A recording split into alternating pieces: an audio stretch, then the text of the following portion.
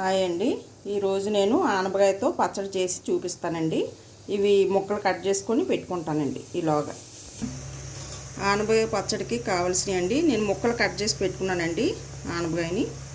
అలాగే పోపులండి, పచ్చిశనగపప్పు, మినపప్పు, ధనియాలు, జీలకర్ర, చిన్నది ఎండుమిర్చి అండి, వెల్లుల్లి, పచ్చిమిర్చి అండి ఒకటి, తర్వాత నువ్వులండి.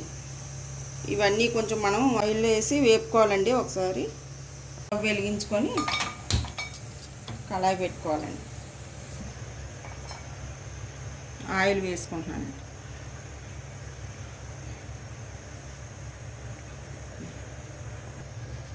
ఆయిల్ వేడెక్కిందండి, ఇవి వేసేస్తున్నానండి పప్పులు. ఇవి కాస్త వేగాయండి. తర్వాత నువ్వులు వేసుకోవాలండి.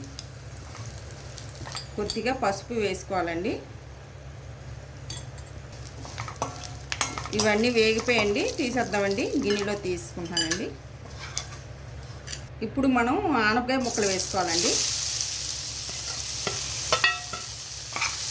ఆనపకాయ ముక్కలు వేసుకున్నాక కాసేపు అలా మగ్గనివ్వాలండి. సాల్ట్ కూడా వేసేస్తానండి. సాల్ట్ వేస్తున్నాను. చూడండి ఇలాగ మగ్గుతుంది. ఇంకాసేపు మగ్గనివ్వాలండి. కొత్తిమీర వేసుకోవాలండి. కొద్దిగా చింతపండు చిన్నదండి క్లీన్ చేసుకొని పెట్టుకున్నాను, చింతపండు వేసుకోవాలండి. వేసుకొని ఒకసారి మరలా కలుపుకోవాలండి. చింతపండు, కొత్తిమీర, కొద్దిగా బెల్లం కూడా వేసుకోవాలండి. పచ్చడికి టేస్ట్ చాలా బాగుంటుందండి. ఈ ఆనపకాయ కొంచెం తొక్క తీయకుండా మనం చేసుకోవాలండి. తొక్క తీయకూడదు, ఆనపకాయ తొక్క తీయకుండా చేస్తే బాగుంటుంది. అయిపోయిందండి, మనం ఇంకా స్టవ్ కట్టేసుకోవచ్చండి. ఇది చల్లారాక మిక్సీ పట్టుకుందామండి. స్టవ్ కట్టేస్తున్నానండి. మిక్సీ పట్టేద్దామండి ఆనపకాయ పచ్చడి.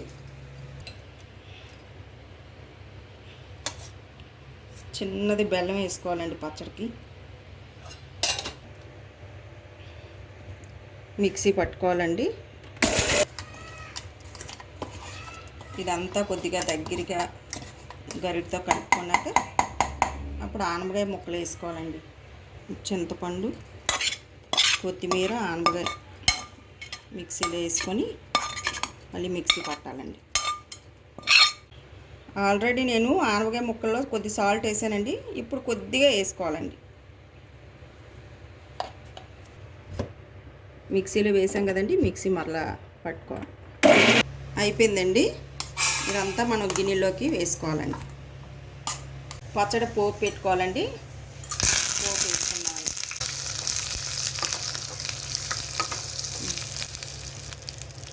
సింపుల్గా అయిపోతుందండి పోపు.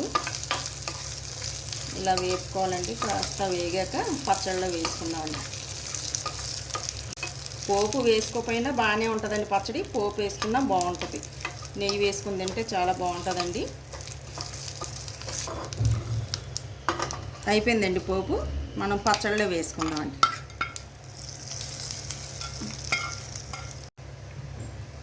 అయిపోయిందండి పచ్చడి. చూడండి ఎంత బాగుందో. నెయ్యి వేసుకుని తింటే రైస్లో చాలా బాగుంటుందండి. అలాగే రోటీల్లో కూడా బాగుంటుందండి. మీరు కూడా ట్రై చేయండి నచ్చితే. మీకు గనక ఈ వీడియో నచ్చినట్టయితే మా ఛానల్ని సబ్స్క్రైబ్ చేయండి. థ్యాంక్ యూ అండి.